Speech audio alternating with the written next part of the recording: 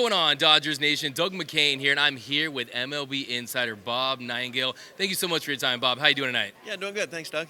Coming live at the winter meetings, and of course, the buzz right now has to do with a couple of the top free agents, Aaron Judge, Carlos Correa. But a couple days ago, you talked about how executives saw the Dodgers as the favorites to sign Carlos Correa. Do you still feel that way? What can you tell me about the Dodgers and Carlos Correa right now? Well, obviously, the last Trey Turner, sitting in replacement.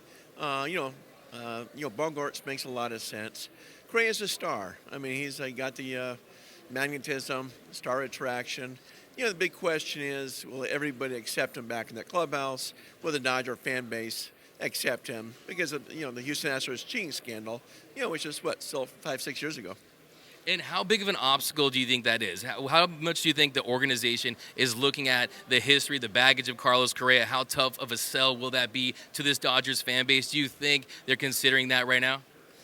Well, I do. I mean, I think, they got to, kind of, not saying do fan surveys, but check, hey, is it all right? It's not like fans are going to boycott the place. And, hey, if he does well, they'll say, okay, who cares? It was one of those things. It was widespread in baseball. Astros were caught.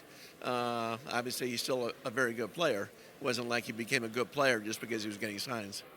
Yeah, and you talk about some of the other shortstops. You got Dansby Swanson, Xander Bogaerts. Do you think the Dodgers might be in play for those two?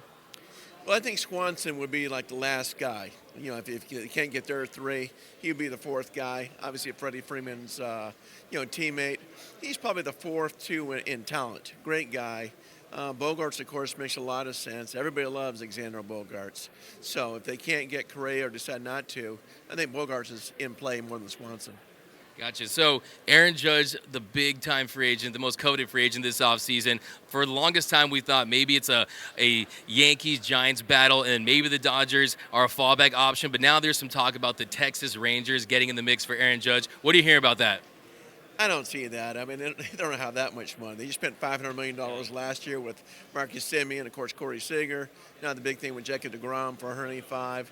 So I think the Giants right now are the favorite. Slight favorite, but favorite. Awesome. And the last one here, I want to ask you about Carlos Rodon. So he's the best ace pitcher available. Where do you think the Dodgers stand for Carlos Rodon? Do you think they're in the mix for Rodon? What do you think about that? I think in the mix, but they'd prefer to have a short-term contract. I think he's looking for 6 years.